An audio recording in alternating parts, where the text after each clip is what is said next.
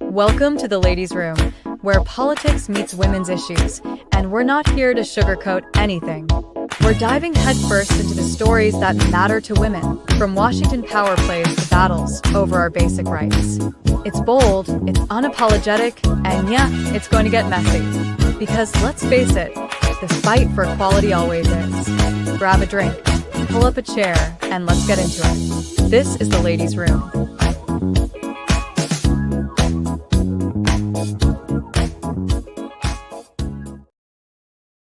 Hello, friends. Welcome to the Ladies' Room. We are back from a little hiatus.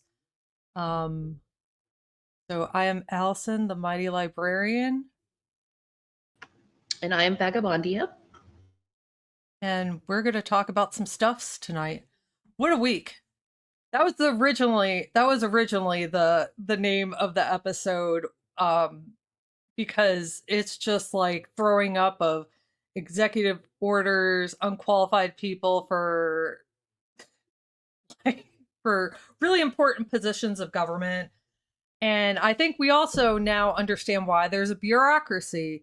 You know, could the government be more efficient? Absolutely. Is there a lot of fat and bullshit? Absolutely. But the bureaucracy is designed to protect us from a tyrant. And the plane crash that happened, was it this morning or yesterday evening? In Washington, last night around 9. Yeah, last night shows why we need these positions to be apolitical.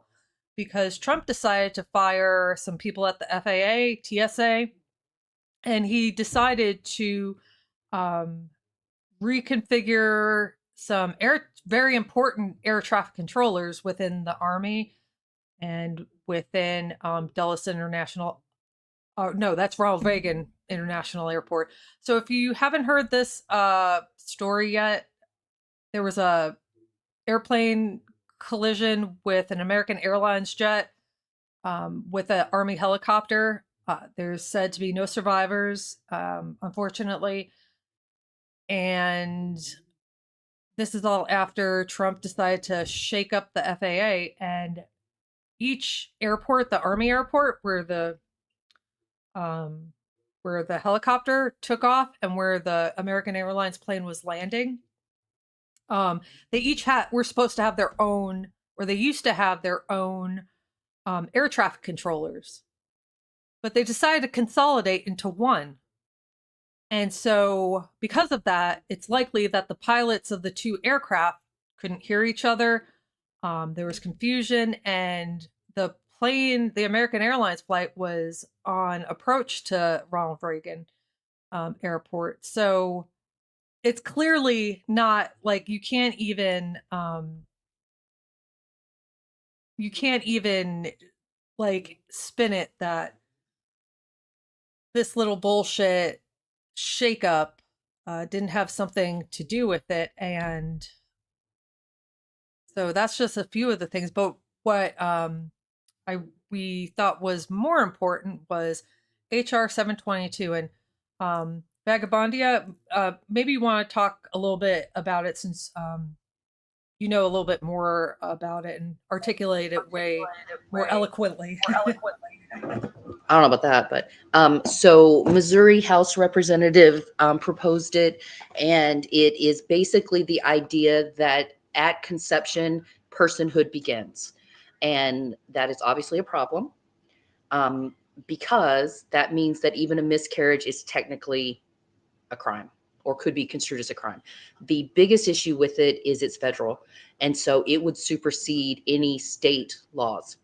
Currently, the full text of the bill is not available, but he's made it clear that he doesn't want to see any exceptions, including rape, incest, and health of the mother. And so this would supersede even some fairly restrictive bans now that are on the state level. It would make them even more restrictive.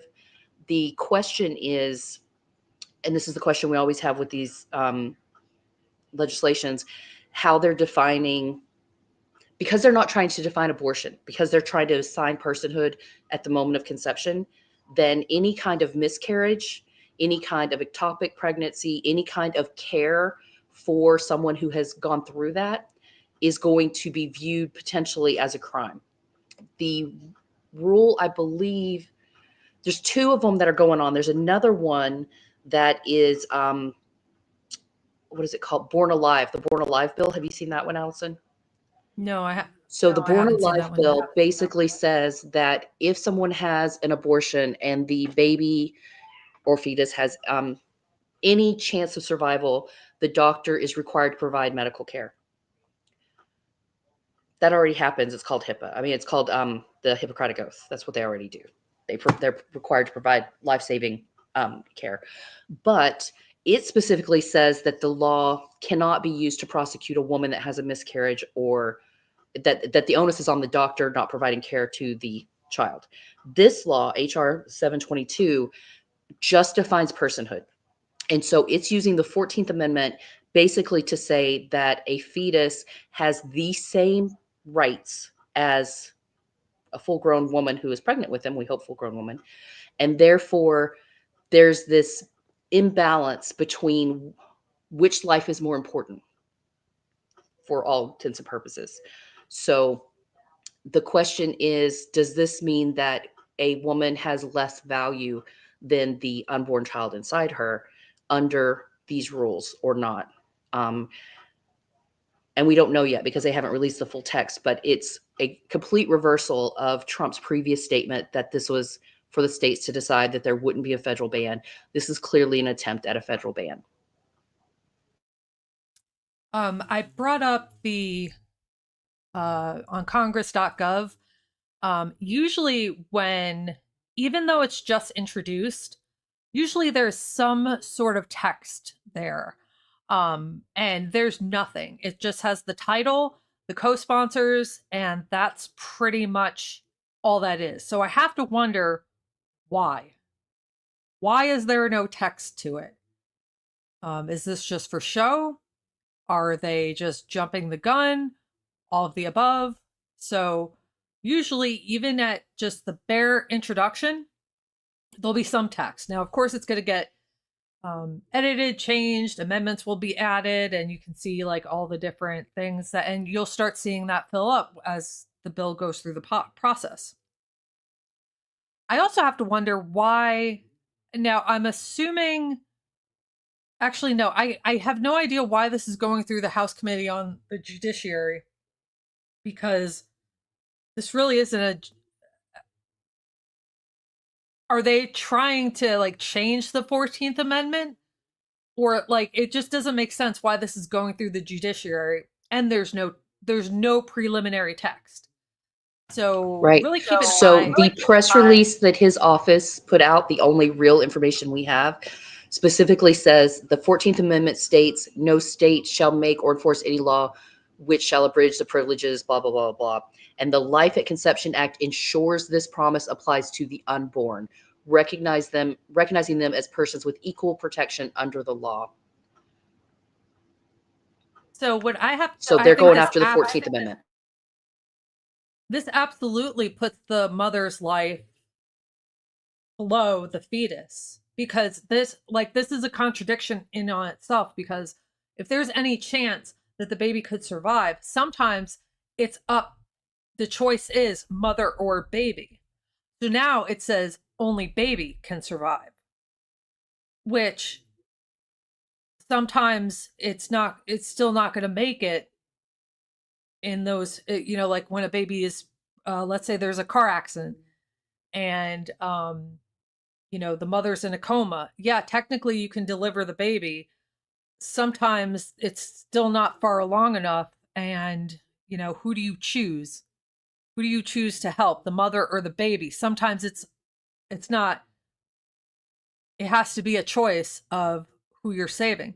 So this ultimately puts the baby's life ahead of the mother's, which I think makes no sense whatsoever, because let's say, okay, let mama die, you deliver the baby. There's no guaranteeing that that baby's going to survive. So you end up killing the mother, putting her life below a clump of cells, or even, a fetus that isn't viable out, you get what I'm saying? Everybody picking up what I'm putting down.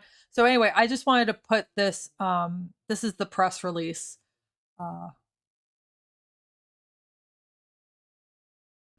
And I'm glad you made that distinction because it's saying at conception. So the moment, I'm assuming that the egg is fertilized, not necessarily even implanted.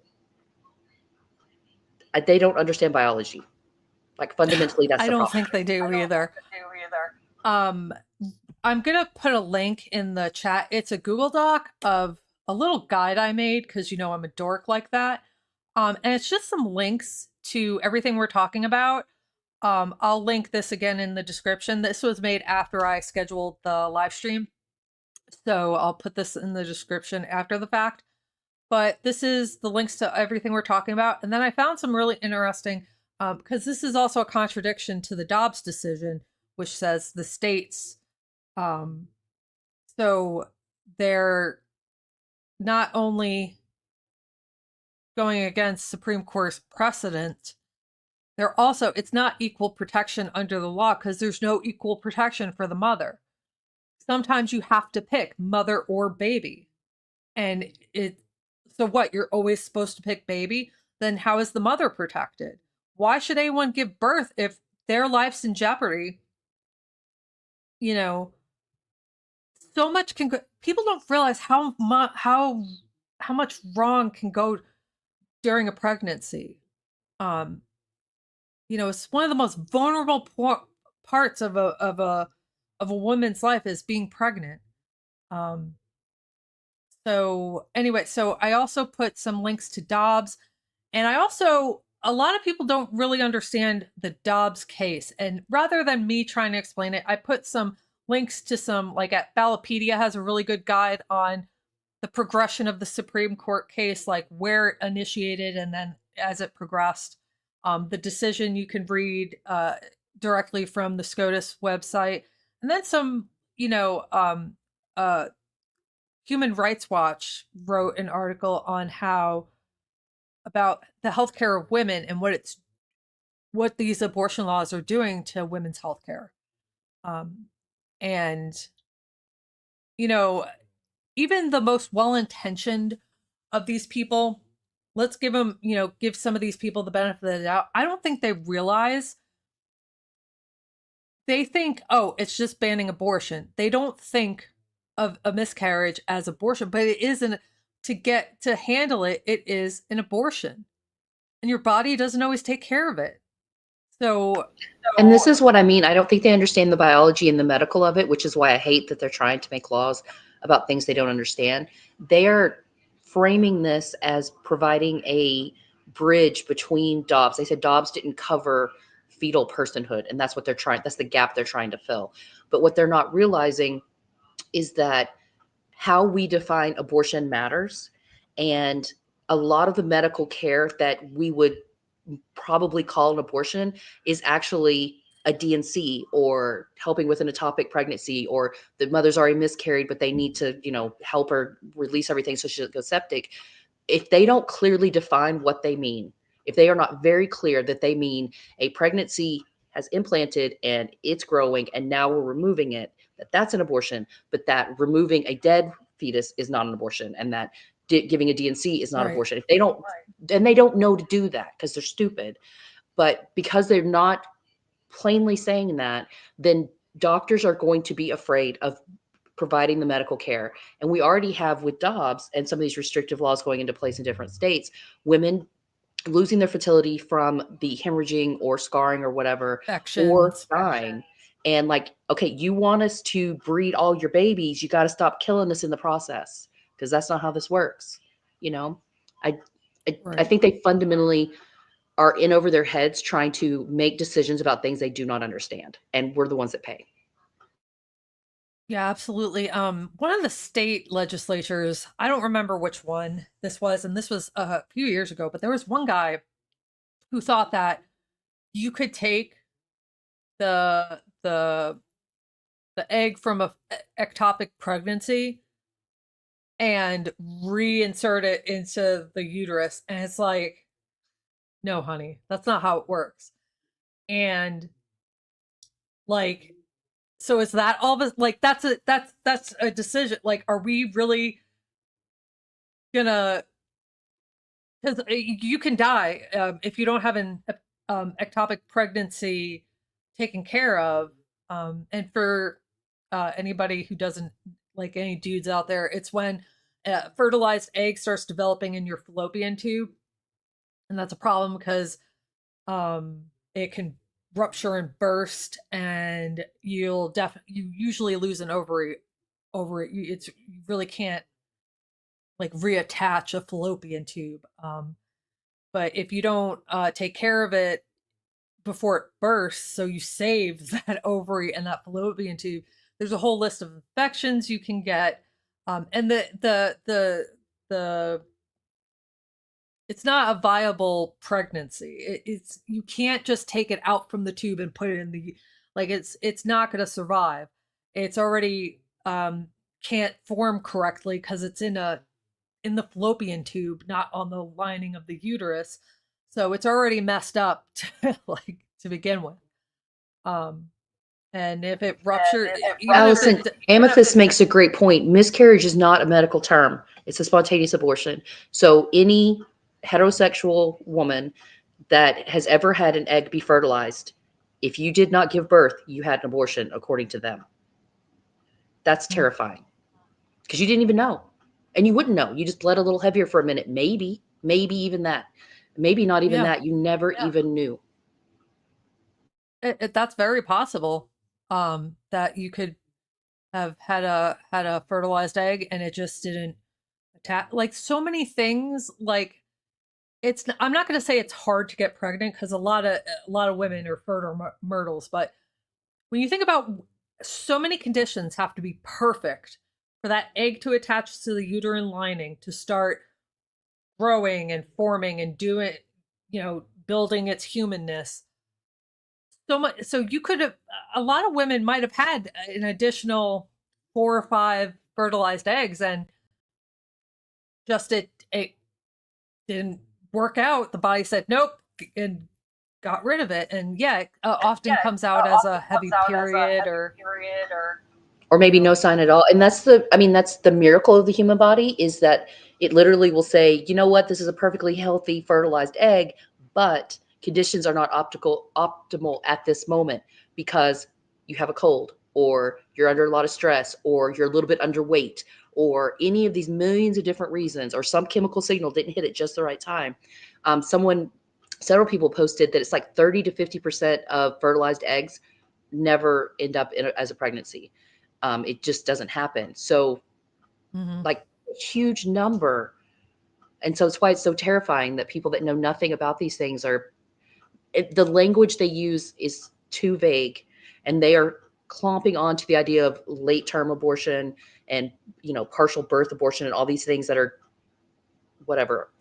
They're not thinking about the actual medical procedure that many of their wives and girlfriends, and maybe themselves if they're women, have gone through. They just didn't know that in a medical sense, that's what that was called. Right. Absolutely. And then, all right. So all these fertilized eggs are people. So does that mean now that I can declare them on my taxes? Can I take out a life insurance policy on the fetus? So if it doesn't survive, can I take a life insurance policy out? And like, God forbid this bill goes through. I really hope people start pushing these laws through. Like, oh, so it's not a person, but it is a person. Like, if it's going to get equal protection under the law, then why can't I claim it on my taxes? Why can't I claim all these fertilized eggs on my taxes? So, I also that y'all might have already thought of this. This just popped into my head. This means that probably IVF is gone, because if a fertilized egg is a person, then what happens? IVF a lot. How it works is they try to implant several eggs all at once, hoping that one of them takes. And that's how you end up sometimes with triplets, quadruplets, like multiples, because sometimes more than one take, and you have a litter of children's. But so that means IVF is, and it's just like they're finding problems. They're trying to find solutions to problems that didn't exist. And it's, you know, I don't think they'll start giving a fuck until their daughter, granddaughter, wife, sister die from, not getting care. Because not all Naomi, those Congress your people question, are rich. right? Naomi asked, what happens to all the embryos people froze? It varies, and it depends on that particular IVF clinic. In some, you sign off that you want them to be disposed of like medical waste. In others, you may allow them to use it for medical testing. And in others, you may have them hold them in perpetuity. Why can't I not say that word? In case you want them later. So it just depends quite a bit. And that's another thing that has been left up actually to the industry more so than to states or federal, to my knowledge. And that's what went wrong in Alabama, that, not everybody, storing embryos is expensive. So they didn't necessarily outlaw IVF. What made it clinics shut down is that it made it criminal if any of those eggs are destroyed or don't. And so it was too vague that, okay, what does that mean destroyed? Well, if, there's also human error that comes with anything. So if there's a mistake during the procedure, can the doctor then be charged with murder because some eggs, didn't take, or even manslaughter or homicide, like anything like Yeah. that is possible. Yeah. And Naomi mentions, do they want all those babies to be born right away? The dark side of me says yes, absolutely. They would love to implant them into every viable female uterus they can find and make a little army of workers. But the reality is we do not have the infrastructure, the economy, or the systems to support those children. Like someone else mentioned, I believe it was Amber earlier. What about the kids that are already here? How about we feed them and give them medical care, give them education, and give them a good life rather than worrying about children, well, fetuses or embryos that are not yet even born. And that's the thing, though, when it comes to, they don't like, all right, so they want to kill education. So, all right, we get rid of public schools on that one extreme. So you want uneducated workers, clearly, and you clearly want an uneducated public. Does it, like, you see my train of thought? Like, there's so many different outcomes. Do you think, like, we're going to be one of the reasons why America became such a great country and had such is because we educated the public. So once the public isn't educated anymore, how are we going to innovate? How are we going to teach people things to, start their creative minds? And, so, all right, these kids don't go to school. They barely can read. But they want everybody to be workers. So how do we, what do the parents do? Because you don't want to pay parents more. So if there's no school to send to your kids, what, they're just age 5, they go to work at the factory and what do you, yeah, we have child labor laws for a reason. And as I'm sorry to go dystopian, I can't help myself. There are already states that are rolling back child labor protections or trying to. And there are several that have already been caught allowing child labor. Several children have died in factories. Exactly. This is like, thank unions for child labor protections and the weekend and OSHA, because that's the only reason most of us have all of our fingers and toes, except for Derek, and our eyes, and live semi, safe work environments, is because of the work of unions. And that's part of why they're trying to tear them down as well. Right. Absolutely. Yeah. A revolution. I like that. And what's really funny? I don't know if anybody else has thought about this, but, I was thinking about the Gilded Age. Trump wants to bring the Gilded Age back. Well, the Gilded Age at the turn of the century led to the single most biggest progressive movement ever, like of at least our country, probably within the world. Such a backlash happened from the Gilded Age, from the robber barons and the greed and the absolute like just abuse of workers, that like the backlash was the FDR green not New Deal and the workers projects, and so okay, great. But at the end of the Gilded Age, it ushered in the progressive era where, the public was educated. We had child labor laws. And, several children in Arkansas have been killed in factories, working in places they really shouldn't just because they're children. I just don't see how you can. I just like, it's really disgusting. Like what, because I know I can see what's they're trying to do. They're really just trying to make an uneducated public so they can really do what they really want, which is have a fascist, theocratic, psycho government that controls all of our lives. And it's Well, and what's frustrating is a lot of the children, I mean, we've talked about violence against women and children, and we've talked about abusive parents and child abuse. There's not enough resources in these social services or child protective services for children that are already there. And if we can't keep the children that are here now safe, is it responsible to just blanket bring millions more in? That doesn't make sense. So that's and furthermore, and this is the bigger issue I think you and I both have been getting at, you're saying that women aren't people. They're vessels.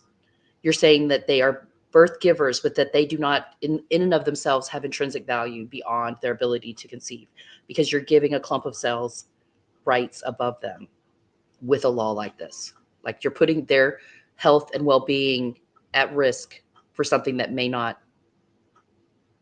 have already not had any chance of life, with nothing to do with her, just because. yeah. And then, this should this become law, it could easily be weaponized against people, um, somebody you don't like, you report them. I think they actually had an abortion, or a doctor you're angry with. It could easily be weaponized, and the cruelty of it is just Well, there's states already where they were basically putting, you were charged with reporting if you thought you knew of someone. And so it pits neighbor against neighbor and community member against community member. And someone could absolutely use it to punish someone they've perceived as having wronged them, or that they've just decided they don't like, which is why the language of it matters, so that it's as clear as possible. And this is true of any law. Like, we have to define our terms, and we have to make sure we're using them correctly, because they will be misused. If there's any wiggle room, someone will find the loophole and will use it. And that's where the real danger comes in. yeah, absolutely. Um, you know, I think what is also, something that can really be a danger. It, I had it in my head, so I don't really. It really goes to show you that, with the Dobbs decision, which basically put abortion to the states, that it's never been about states' rights. It's always about the creeping to making abortion illegal. And, you know, it's just really egregious that like more people who voted for Trump are all of a sudden, I didn't vote for that. Yeah, you did. How do you not like pay attention to these things? Like, I honestly know of a woman who's scared for her daughter in Texas because, of miscarriages, and how women there have been pretty much denied medical care when they're going through a miscarriage. And I didn't say this to her because I don't really know her that well, and it's my workplace. But at the same time, what did you think you were voting for? And some of these, yeah, exactly, not name. Witch trials will begin soon. This is going to be like a modern day witch trial, and And it's a um, slippery slope. We start with demonizing one small group, and then it's another group, and it's another group. And if you're not in the position of power above everyone else, it's like when they came for this group, I didn't say anything because I wasn't that. When they came for mine, it was too late. There was no one left. Like it's a it's a slippery slope. And when they were making a states' rights argument, I don't know how I feel about that, but obviously that wasn't true because immediately these legislations were proposed federally. The big question with HR 722 is how will the Supreme Court decide on this? Because a large part of the Dobbs decision has to do with states' rights. So this would be in direct violation of Dobbs and would, in theory, overturn Dobbs. um, I'm just looking at her little troll. People like us, what? I want women to have health care when they miscarry. I don't want them to die of sepsis. Like, what the hell is wrong for you with you?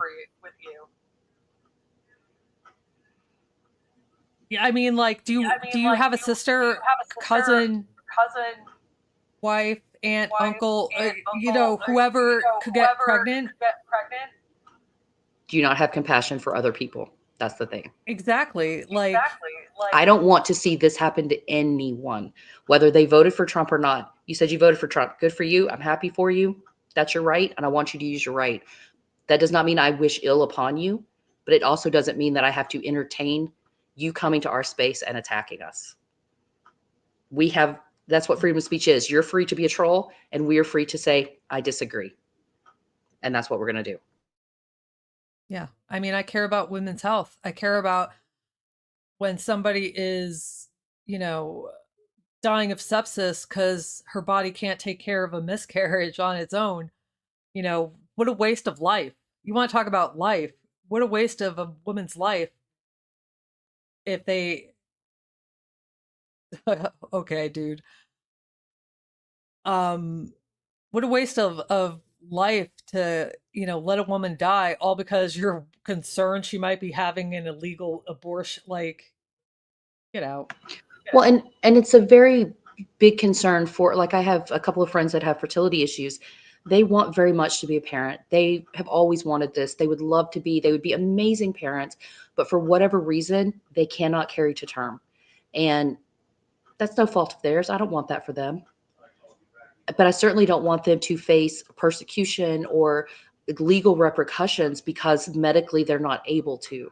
And that's a big factor for me, is not Mhm. wanting to see someone go through that when they're already going through the tragedy of losing this thing that they wanted so much.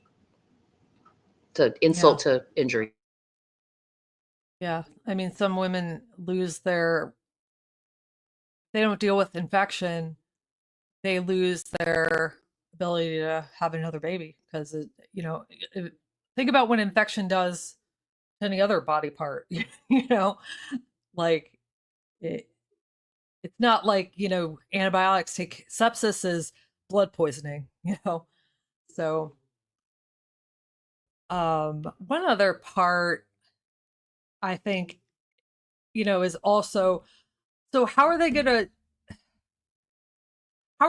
rectify, or and rectify may not be the, like, this is a total contradiction on other federal laws and the Supreme Court. So what? We're just not going to pay attention to the Supreme Court anymore? Like, well, should we just get rid of them? Like, what's the point of that? Should we just go to a parliamentary system? Because that's what it really seems like we are anyway.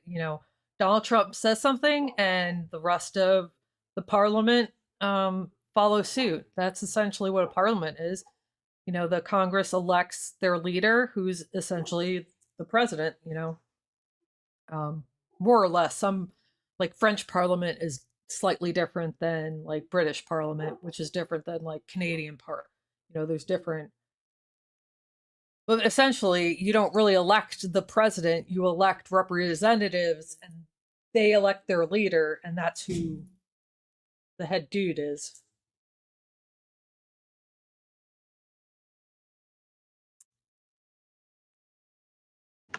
I suspect that House Resolution 722 will never make it to the floor to be voted on because it's in a blatant contradiction to Dobbs, which gave it to the states.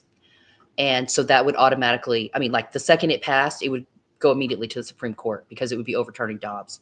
And the Supreme Court would want to say in that. And it also is going to be countering exceptions. If it doesn't come with exceptions, it's automatically going to be countering states that already have exceptions in their bills and states that have already passed legislation guaranteeing the rights to abortion. And so you're going to have a Supreme Court fight for a million years on this. Well, it contradicts the 14th Amendment itself because equal protection under the law, it all of a sudden, if you're going to put the fetus's life ahead of everything, then the woman doesn't have equal protection under the law. So what are we, just like uteruses? Like, you know what I mean? Like what? Like what? Why don't you just say make dystopian fiction again?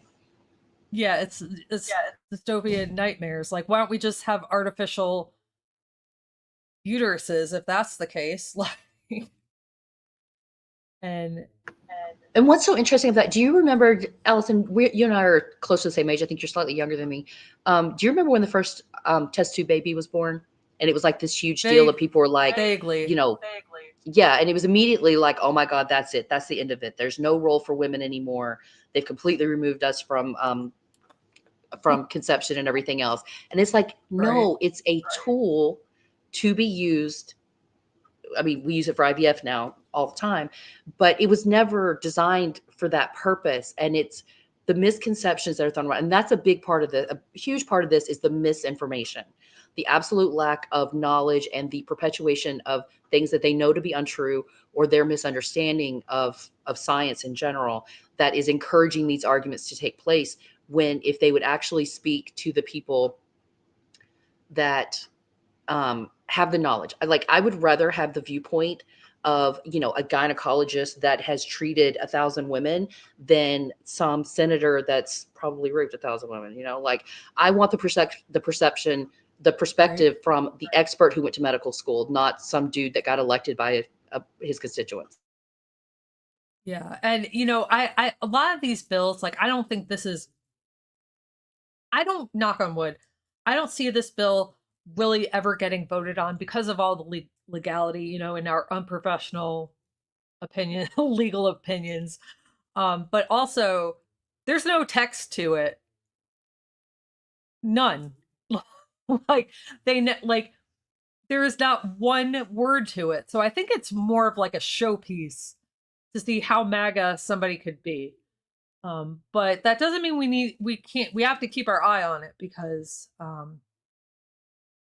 no.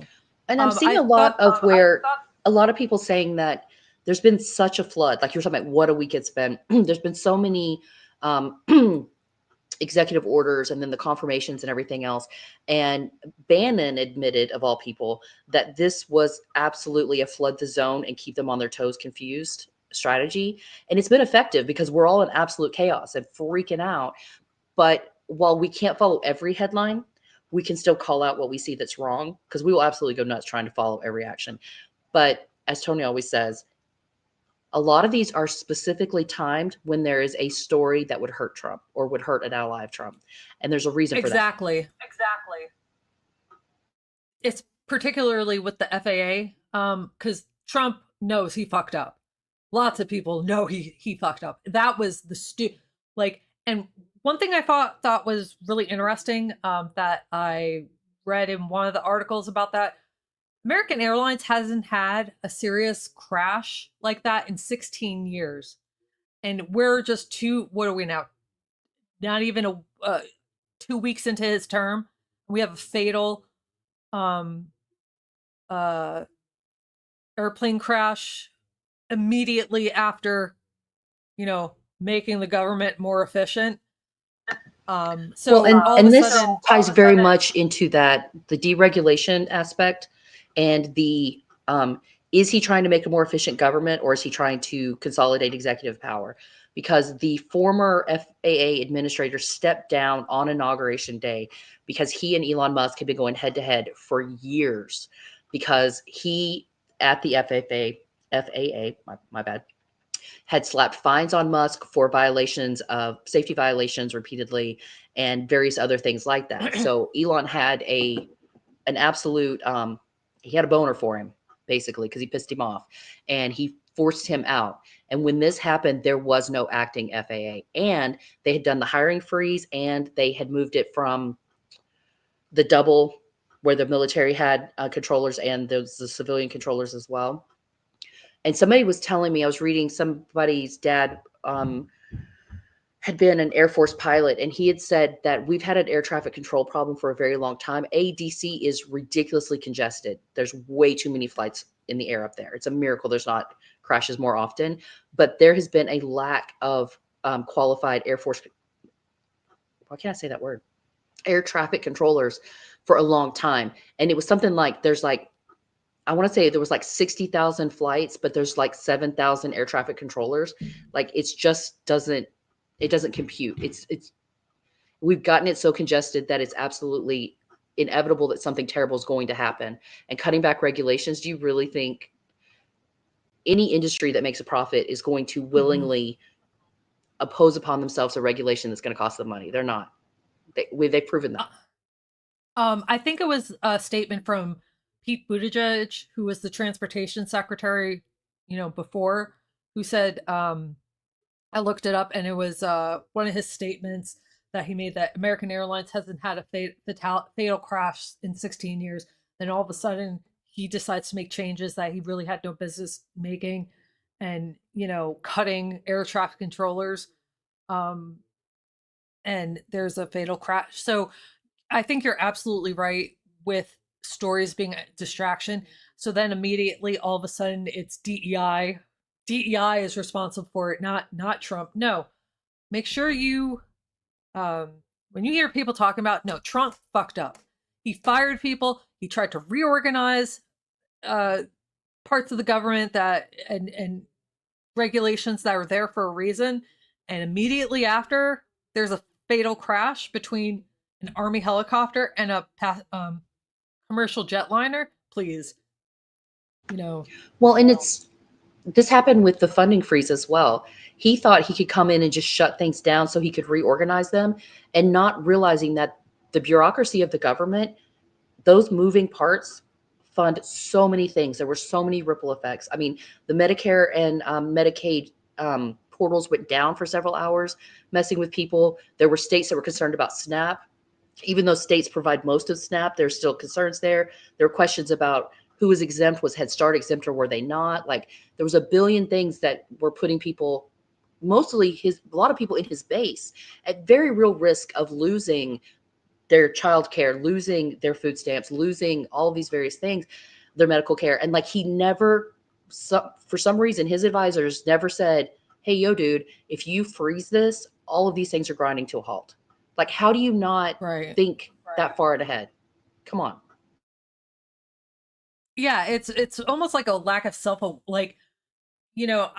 a little bit too much of a foreseer. Like, I try to look too far ahead, but like, there's like literally no comprehension of, if I do this, what will it cause? Like, what chain reaction? And it's like, he just does things to sound cool.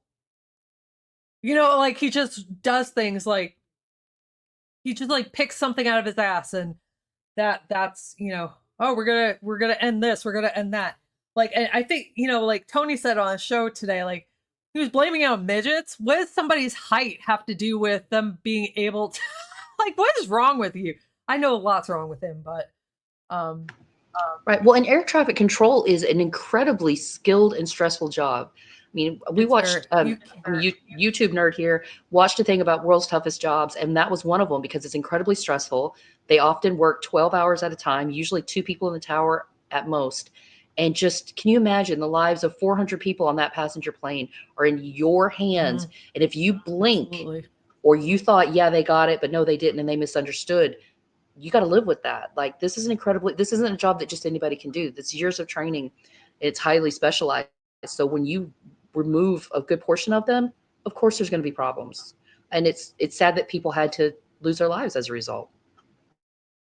Um, when I was in college, I worked at a gas station, and one of the colleges that it was a college town in rural upstate New York, and one of the colleges was very expensive private school college, known for its engineering program of engineering of all types, mechanical, civil, nuclear, like you name it, like they had that was part of their engineering program. So this one guy starts working at the gas station, and he's like probably, I don't know, 15 years older than I am at the time. And he's going back to school to Clarkson for some sort of master's or doctorate degree. And when I finally learned about his story, um, he was an air traffic controller in the New York City area during 9/11. He wasn't the person, but like in that area, they can all, like Newark talks to JFK, that talks to LaGuardia, that talks to the White Plain. Like they're all in communication because they're so close together, directing different. And he could hear what was going on, and that fucked with his head. He had a nervous breakdown after that. He couldn't handle it. And like the stress of it, just he couldn't take it anymore. So he came back up to school to get a degree in some other kind of engineering. Um, but yeah, it's a very stressful, and I don't think you're allowed to do it past, I want to say like 35. Yeah, the wear on your health, and they're worried about cognitive decline and your eyesight and all kinds of different things or factors. It's insane. Like you can't like retire as like spending like 30 years there, because the stress on you, the cognitive decline that just happens naturally as you get older. Um, it's a lot. And so he couldn't, after that, couldn't handle it anymore. Which is really heartbreaking. But at the time, Yeah, I can't imagine doing a job like that. Just the logistics of it alone. Forget the human toll of, these are real people on here, but just the logistics of making sure everything stays on track. Like my brain could not compute that. There's too many tabs open in there doing weird stuff. I couldn't do it. Imagine. I just wouldn't want that responsibility. Like I couldn't handle that kind of. I couldn't handle that. I never want a job where that many lives are literally in my hand, and like one mistake. That's why you and I are librarians, because this is not heart surgery. People will not die if they do not get their book. They'll be okay. If they don't get their information for their research paper, they might be upset. They may get a C, but they will not die, and it's okay. And we likely can. Well, and I find think somewhere all else. of this, right? The FFA situation, the HR 722, like all of these things are tied to what we've been talking about. That Trump and his base, I don't know if it's his base, Trump and his cronies have no respect for the experts. Like, look what they did to Dr. Fauci in the scientific community. They have no respect for Right. the experts. Joe Biden, I don't care how you feel about it one way or the other. One thing he was very good at was saying, this is not my area of expertise, so I'm going to surround me with the people that are the experts. And any good leader, that's always what you should do. You're not going to be the best of the room. You're not going to know more than anyone else. Your job is to find the people that do, so that they can advise you on what to do. And that's something Trump has always struggled with. Like anytime someone disagrees with him, they're out the door. And that's how things like this happen, because anyone involved in the funding freeze, the FAA, or HR 722 could tell him, if they knew anything about the topic, hey, this isn't going to work and here's why. And not that he'd listen to it, but a good leader would. They would listen to the experts. I am putting a link in the chat because, oh wait, that's not the, it didn't, I hate it when it doesn't like copy to your clipboard. Okay. But I love this one YouTuber, Legia Miller. You and Derek probably know her. But I love her. She is a lawyer. Well, she was a lawyer, now YouTuber. She explains the law, really complicated legal stuff in very easy to digest formats. The link I put in was explaining all of Trump's let's try that again. Trump's executive orders, and she groups them together to understand what is. And I really recommend watching her last 5-ish videos, because she also does a reading of the Constitution and annotates like specific things, of what, was amended, what it means. The Constitution is really actually quite short for such a big and complicated country, but and she also talks about the chaos within the immigration laws and what to do, especially if you are witnessing somebody being taken away by ICE, what you can do, what not to do. But the link I put in the description really groups all the executive orders into general categories and kind of breaks them down, their purposes. And, a lot of them are just hot air. Like, they're just meant purely to beat their chests, and there is no point. It's just like making statements. So I really recommend her YouTube channel. She is awesome. I even recommend her Patreon. But her last 5 videos, if you're feeling like, your brain is like, ready to explode from all the nonsense, she's really helpful in take a deep breath. I'm going to explain it to y'all. And a lot of this isn't as bad as it seems.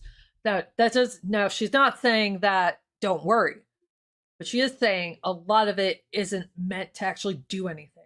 It's like making a statement. So, so I put that link in there.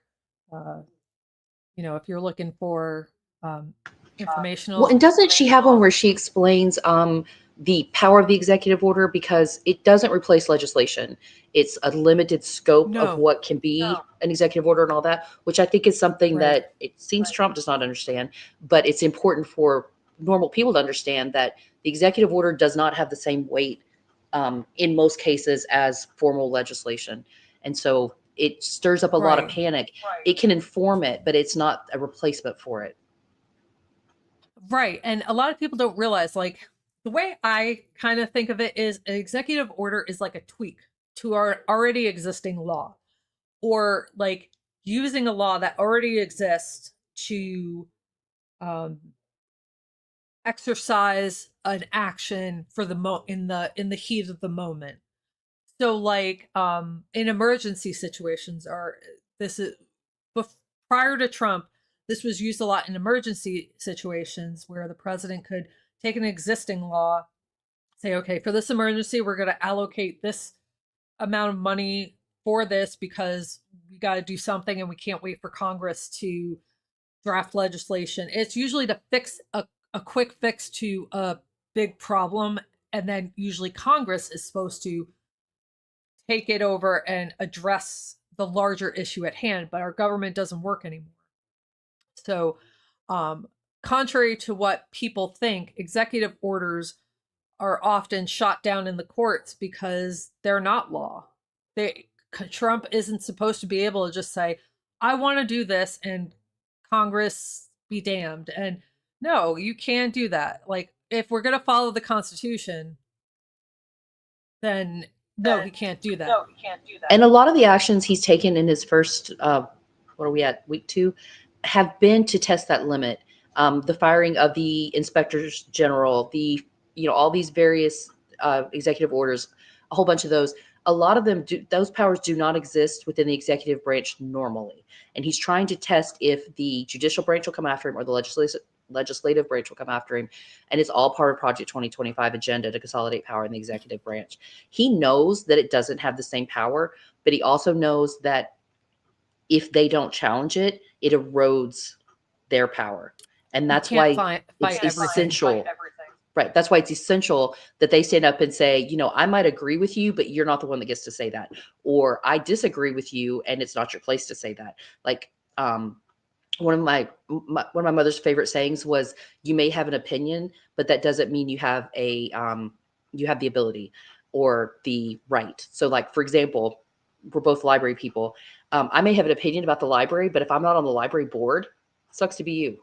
You're not the one Right. that has the authority. That's what it was. You may have an opinion, but you don't have the authority. And this is the case of a lot of these executive orders and unilateral actions, is they are superseding who has the authority. And that's a problem, because consolidating power under one person, no matter who that person is going to lead to abuses. There's no way around it. That's why our government is set up with checks and balances.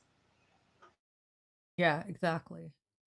Let's do some grifty things at that grit. Like, we don't make any money off this. It's not really a grift. But if you guys could share the channel, share the episode, our links are in the description. Join the Library of Democracy's Substack. Join Tony's Substack, the Kaufman Chronicle. But make sure you subscribe to the channel. That's how we grow, and we'd love to be able to reach more people and talk more about more, not just women, but men need to hear these issues too, because y'all have wives, sisters, mothers, cousins, and these issues don't always just affect women. They affect men, maybe not in the biological sense, but your life nonetheless. So subscribe to the channel, share it, subscribe to our social media. We have the link tree to the Library of Democracy in the description. And there's in the Kaufman Chronicle, which is the Tony Michaels podcast. I wanted to share the Marie Rivington article that talks a lot about HR. I don't know why it takes forever to gives that circle of death forever, and then it finally posts. But this is a great article that breaks down pretty much all the points that we talked about today. It also has links and whatnot, and I'll put that little Google Doc of links to SCOTUS blogs and all of that. So, do you have anything, Vagabondia? I do not. I hope everyone has a great weekend, and may the energy you put out in the world be returned to you threefold. Yeah, definitely. So thanks for tuning in, and we'll see you next week. Bye, friends.